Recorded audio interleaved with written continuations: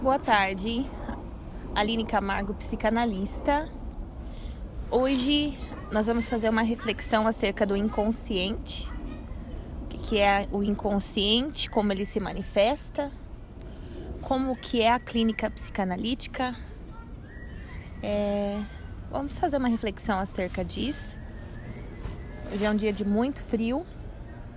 Eu estava sentada aqui e eu estava pensando sobre o que é o inconsciente. Uma reflexão bem profunda sobre o inconsciente. Quando a gente estuda Freud na teoria, a gente vê que o inconsciente ele é tudo que está embaixo, né, do nível da água.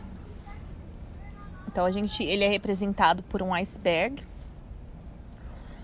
E o que a gente pode ver, que é a ponta do iceberg, é o consciente. As ações que a gente faz conscientemente, as decisões que a gente toma, aquilo que está sendo processado no momento. Mas tem uma grande parte da mente humana que é o inconsciente, que é muito mais profundo e muito mais longo em distância do que o que a gente pode ver ou palpar. É o inconsciente. Quando a gente fala do inconsciente, a gente fala das pulsões do id, daquele louco, involuntário, dos desejos, das pulsões reprimidas, de tudo aquilo que a gente guarda. Desde quando a gente estava na barriga da mãe até a idade que a gente se encontra. E quando a gente fala em inconsciente, algumas terapias abordam o inconsciente, mas a psicanálise ela trabalha com o material do inconsciente. Porque a psicanálise acredita que o que está no inconsciente são pulsões, desejos que muitas vezes estão reprimidos e que podem levar a um sintoma. O que seria um sintoma?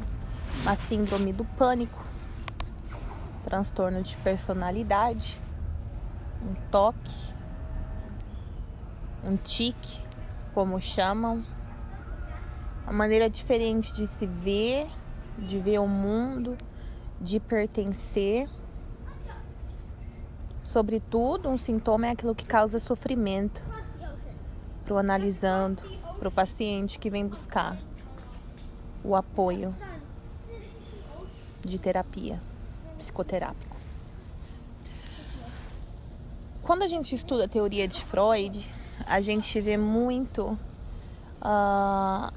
o complexo de Édipo, as estruturas da personalidade, onde estão subdivididas em perverso, psicose, o neurótico, que somos nós, os considerados normais. A gente consegue ver muito sobre a estrutura da personalidade e de todas as outras teorias e estudos de caso.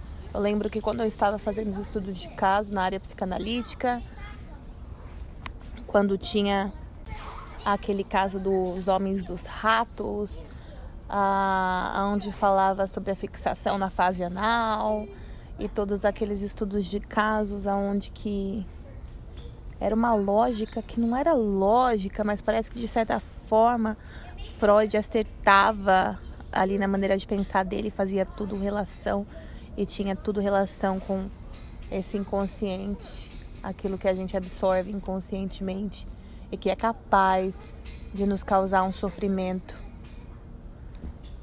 involuntário. E a gente pensa, quando a gente está na clínica psicanalítica, que o inconsciente ele vai falar de uma forma assim, mais ou menos.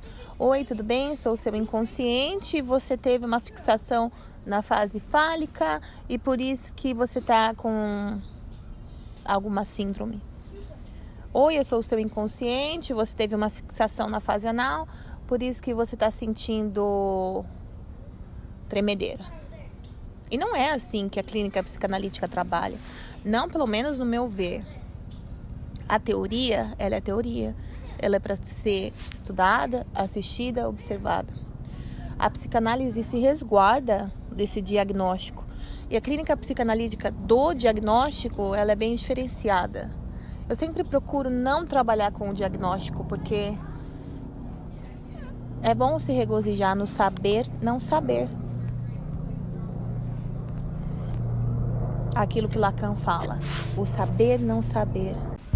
Para a psicanálise não é interessante a explicação, porque na fase anal, porque na fase fálica.